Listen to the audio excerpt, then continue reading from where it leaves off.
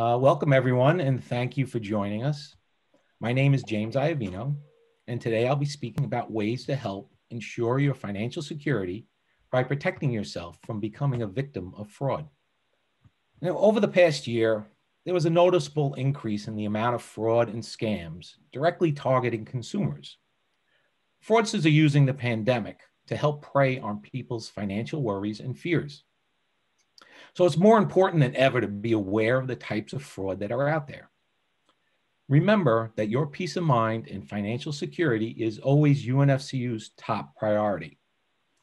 We are here to help you stay safe and secure in your financial lives. Although fraud and scams may be intimidating, there are steps you can take to stay in control. I'm hoping that everyone will learn something during today's presentation that will help them become more aware of some of the warning signs of fraud and what to do to stay safe. So, of course, scammers want your money, but they usually need certain information in order to get it. Social engineering is a term you may have heard before. It describes the trickery that a fraudster may use to get someone to do something they normally wouldn't do. It's defined as a non-technical method of manipulating people into performing certain actions or revealing confidential information such as passwords, personal information, or credit card numbers. We know the types of fraud that social engineers perpetrate as scams or cons. A fraudster will pretend to be something they're not to get you to part with your money or private information, or both.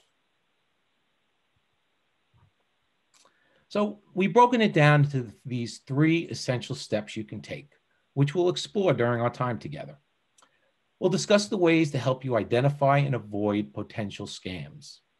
We'll talk about some of the common fraud schemes that are targeting consumers, and some of the steps you can take to help prevent fraud before it strikes.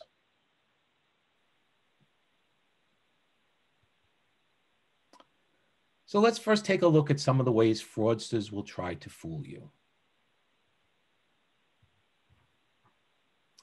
Phishing emails are fraudulent emails which try to fool you into revealing protected information. The same type of fraud can also come in the form of a text message. These messages may appear to be from a trusted source, such as your financial institution or other familiar company or organization. Identity thieves can send out hundreds of these messages in the hope that someone is going to take the bait.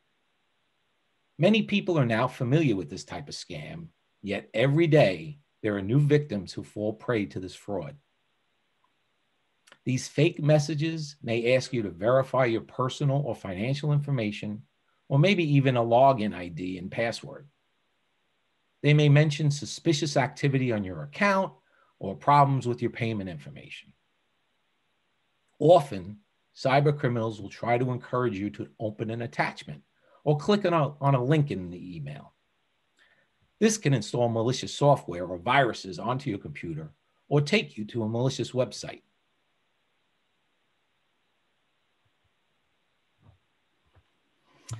Phishing emails are sometimes not so easy to identify.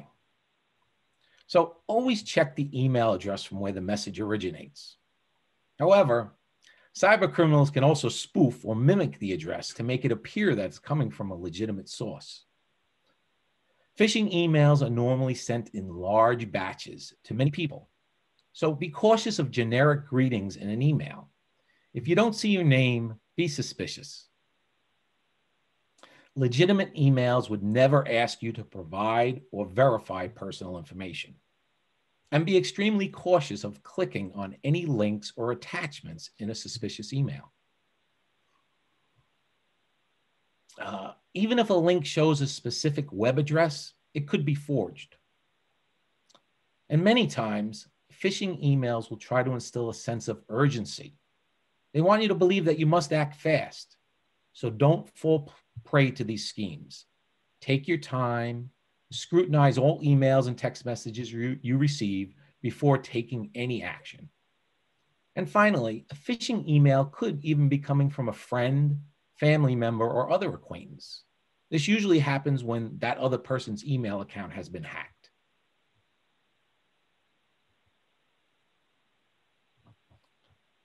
So never click on any links or open attachments in a suspicious email. If you receive an email from someone you know that seems unusual, or maybe is something you were not expecting, be cautious and contact that person by phone to ensure the message is legitimate.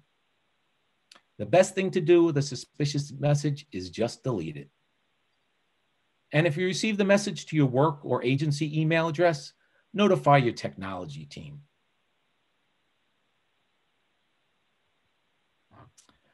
So now we'll take a look at some of the other common scams that are out there today.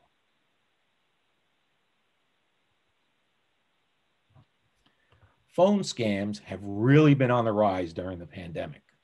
There are many different themes to these scams, but they all start with the intended victim receiving an unsolicited phone call from someone claiming to be from a well-known company, an organization, or maybe a government agency. Now, in the computer repair scam, they may claim to be from Apple, Microsoft, or some other computer tech company. They'll say they've identified a virus or some other issue with your computer and will ask you to provide them remote access to your computer. If they get remote access, they have the ability to steal any information from the computer or maybe install malicious software. They may even ask for your credit card information to pay for the repair service. In the merchant refund scam, the caller will say they're from Amazon, PayPal, or some other online company. They'll claim you are owed a refund and will ask for your account information to process the payment. They could ask for remote computer access also, and then ask you to log into your digital banking account to process the payment directly to your account. Don't fall for this. Merchants don't need to call you to process a correction or a refund on your established account. In the government agency scam, they may claim they're from the Internal Revenue Service, Social Security Administration, or maybe even a country's embassy or consulate. They'll state that you owe back taxes, or your Social Security number is being used in a money laundering scheme, or that your passport has been blocked for fraud. Many times, these callers will become abusive or make threats of arrest. They may ask for payment of the taxes or fees in the form of prepaid gift cards. Remember, a government agency will never make initial contact by phone or email and will never make threats of arrest to obtain a payment of taxes or fees.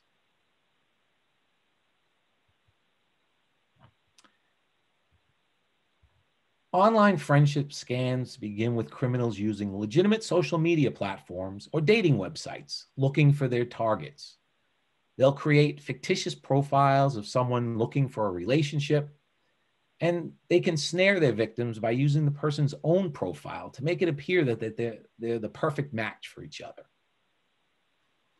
They'll carry on conversations with their victim through text, email, and sometimes phone calls, but will never meet them in person.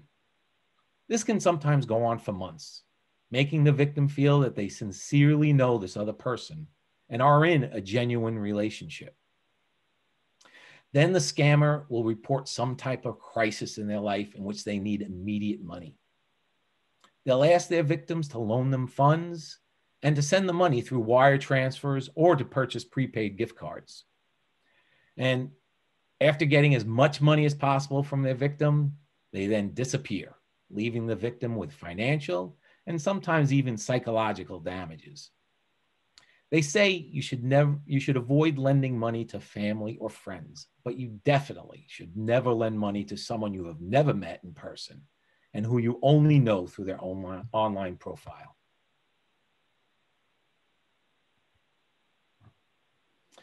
Now, with every new crisis comes new types of fraud schemes. During the pandemic, criminals have tried to exploit people's fears. Phishing emails claiming to be from health agencies such as the World Health Organization or the Centers for Disease Control, they've been showing up in people's inboxes. Websites and emails claiming to be representing charitable organizations have sprung up asking for donations. Advertisements for fake virus treatments and vaccinations, and frauds that are targeting U.S. taxpayers regarding stimulus checks or other government support.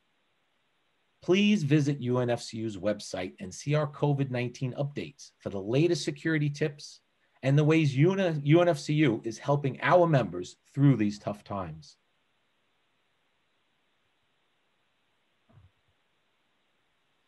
With so many people out of work, the use of online job searches has greatly increased. Unfortunately, phony employment listings can be posted on legitimate websites or be offered through direct emails sent to your inbox. The job just seems to be the perfect match, and the salary is extremely favorable. These scammers may ask you to complete an extensive employment application, which includes providing many personal details, and may even ask for a copy of your identification, such as your driver's license or a passport. Then when an offer of employment is made, they'll say that there are processing, training, or housing fees that must be paid up front and are to be sent through wire transfer. They indicate that these fees will be reimbursed with your first payroll. But unfortunately, once the funds are sent, the money and the job are both gone. And since so much personal information was disclosed, there will likely be additional fears in regards to identity theft.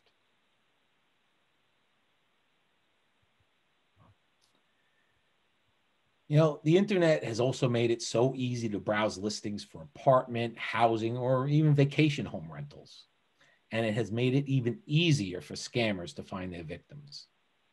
They'll post a phony listing on a legitimate rental website, or maybe create a fictitious website displaying photos, descriptions, pricing, and they even make up fake reviews. They may advertise excessive amenities for very low rental rates, and everything just seems perfect, but maybe just a little too perfect. They'll ask for advance payment of the rental and security fees through wire transfers. And once these funds are sent, the scammers will disappear with the money. So to avoid these types of fraud, be cautious of rentals that are below the market rate, or someone insisting you send money for a sight unseen property. You should always do extensive research to ensure the legitimacy of the property and the person with whom you're dealing.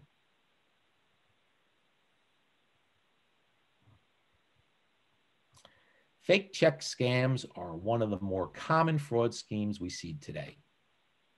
Many people continue to be taken in by these thieves. Maybe you've posted an online advertisement of an item for sale, or responded to an offer of employment as a payment processor, or you've even been contacted that you're the winner of a lottery or the recipient of an inheritance from a long-lost relative. In each of these scams, the criminal will send you what appears to be a very legitimate-looking check, maybe as payment for the sale item, or as part of your duties as a payment processor, or as the proceeds of the lottery winnings or inheritance. The check will usually be for a larger amount than was supposed to be sent. They will ask you to deposit the check and return the excess amount to them by money transfer. However, the check is actually counterfeit. And if you deposit it into your account and send the money, it may take several days before the check's returned unpaid and all of the funds are removed from your account, leaving you with a loss. And since the checks are fake, there's no way to recover any money you may have removed from your account already.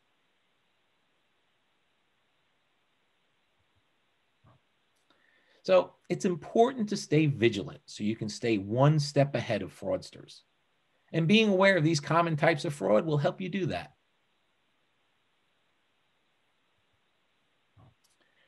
Remember that scams can target people of all ages and backgrounds. Everyone may be vulnerable to a scam. Scams may appear to be a genuine offer or bargain and are designed to trick you when you least expect it. Be cautious when dealing with people or businesses exclusively online, or if you receive an unexpected phone call from someone claiming to be from a known company or organization. Conduct extensive independent research of the person or company before engaging in any type of monetary transaction. Always use extreme caution before sending money to someone you have never personally met. Should you initiate the transaction, the money is most likely unrecoverable. Be cautious of suspicious emails. Remember that even a friend or family member's email account could be hacked and used to send a fraudulent message to you. Remember that gift cards are never an authorized type of payment, unless, of course, you're going shopping. If someone initiates contact with you and requests payment in the form of prepaid gift cards, it is most definitely fraud. And remember that if the offer is too good to be true, it probably is. Be especially cautious if you have a feeling that something seems unusual or suspicious. So often, members who become victims of fraud report that they felt uneasy about the situation they were presented, but proceeded to take action anyway. Listen to your instincts and don't be pressured to act fast. I keep speaking of phishing emails, but fake emails are the #1 way that people's identities are stolen, or how their computers or even entire networks become infected by malware or viruses. It's an extremely common problem in the workplace. So be cautious of any suspicious emails you receive, especially if they ask for sensitive information or for you to click on a link or open an attachment. As an added privacy precaution, it can be a good idea to cover your computer's webcam when it's not in use. It is a rare occurrence, but if your computer's hacked, your camera could be turned on without you even knowing. So just placing a piece of solid tape over the lens when not in use can prevent any mishaps.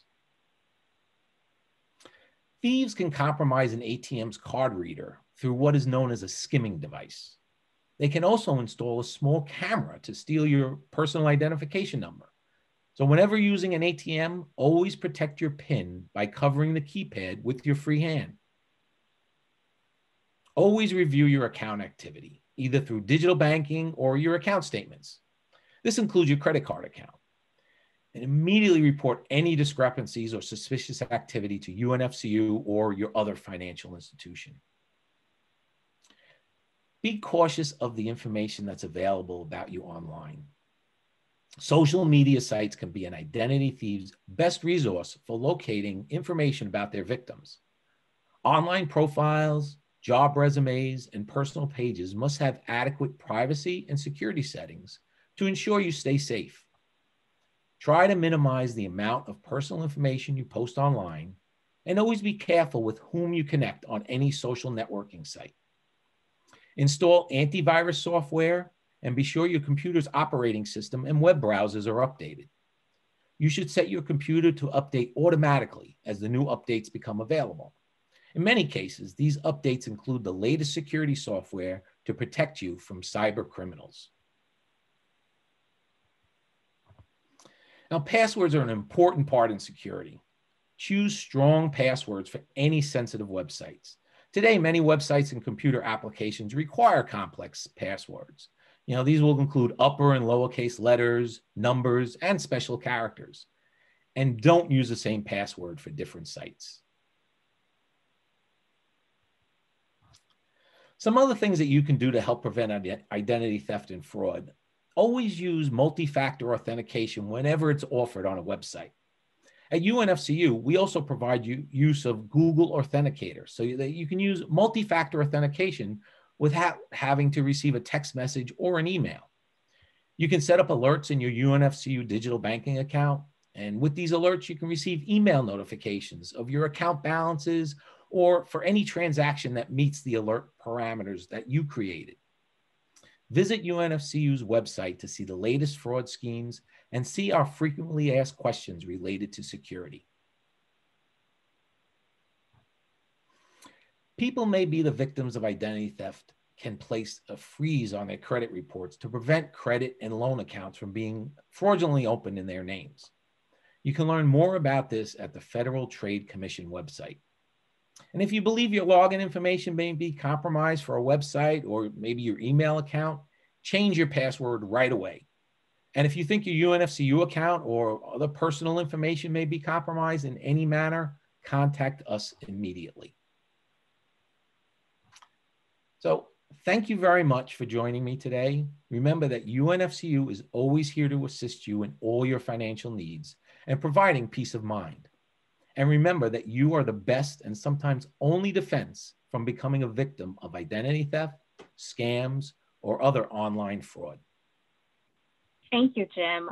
James, that was very insightful. Those scenarios were definitely eye-opening. I mean, with our advancements with the internet, definitely a step in the right direction, but we do need to heighten our own vigilance. I do want to open up for questions. We do have some questions for you, James. And those of you attending, please submit any questions that you have for James via the QA function. So first up, being in this arena, James, is there any computer security software that you would recommend for Windows and or Apple? Well, really any commercially well-known security software is fine. The most important thing is to have it installed and to keep it updated. That's the most important. There's so many different companies out there that offer security software. Any type of malware, antivirus software is good. All right, excellent. What about Google Authenticator? Can you just share a little bit about more what that is? Yeah, Google Authenticator, it's a software-based two-step authentication service, okay? So you download the app to your phone, to your smartphone, and it generates one-time passcodes. So UNFCU digital banking, we use Google Authenticator as a multi-factor authentication. And in this way, if you have it installed on your smartphone, you don't need to receive a text message, because sometimes we're in areas where text messages are difficult to receive. You don't have to wait for that, or even an email. It generates automatically on your phone, and you use that one-time passcode to get in and log into different websites, specifically UNFCU's digital banking. Got it. It's a great security feature. It sounds like some of the members at times have a challenge with it. Who should they reach out to, or is there some type of communication process put in place for that? Well, normally Google Authenticator works pretty seamlessly. I mean, but if a member is having difficulties with it, our call center representatives are well versed in assisting members in either installing the software on their phones or using it in a general manner. Great, definitely. So our member service representatives in our member direct services area. So at unfcu.org, our members out there can definitely take a look at how to communicate with us. How about this one? Member wants to know, should I be concerned about uploading my card details to my digital wallet? No, you shouldn't be, and no one should be concerned with uploading card details. A digital wallet contains digital versions of your credit and debit cards. Okay, it never. So these we're talking about Apple Pay, Samsung Pay, and Google Pay. Those types of services. Your actual card number is not installed on your phone. All right, it's a virtual card number. All right, and then there's tokens that go along with that make it unable to be stolen or used by a fraudster outside of your phone. And then your smartphone also requires either a passcode to access it or facial ID or fingerprint ID, whatever security you have on that smartphone. So it's a completely safe process. All right, definitely comforting to hear there are layers of security features built in. So we have time for one last question here. So what are some best practices for keeping finances secure when traveling? Okay, so there's a lot of different things you can do when traveling, but I think it's probably most important whether you're traveling or you're not traveling. There's a lot of things that everyone can do. Try to remember, only carry the necessary identification and maybe payment cards, whether your credit card or your debit card. with you. All right. So the less you have, in case you lose your wallet, your bag, whatever it may be, um, the least information that's available to somebody for someone to steal, it's a good idea. And never ever carry your social security card with you. All right. There's very few instances that anyone actually needs the card. You know, if you know your social security number, which we all should, that's sufficient. Remember to dispose of documents securely. All right. Don't just throw sensitive information in the trash. You should shred all sensitive documents or anything that contains any sensitive information. And, you know, a really good thing is just going paperless. All right. This is e-statements, electronic billing. All right. The least paper that's around with any personal information on it, the better. Okay. So that's really a good thing to do. And also using bill pay services. So this way you don't even have to write out a check to pay bills. All right. You should just, you know, you go on to UNFCU's bill pay service and you set up your payees, and monthly you could just send out payments, you know, without having to actually write and mail a check. Right. And specifically for traveling, again, similar to identification, the least personal information that you pack in a bag, because, you know, certainly if you're traveling to airports and things like that, bags can get stolen, lost, end up in different destinations, you know, so the least amount of personal, financial, you know, sensitive information that's available, the better. Excellent, thank you. Those are a lot of tips and best practices that we can all take and implement and execute, take action on those. I definitely also like the plug for the environmental efforts there to go paperless. So that's definitely something that we look for here at UNFCU. Thank you again, James. That was a lot of solid information there. Hope everybody found that useful and will be able to implement on those.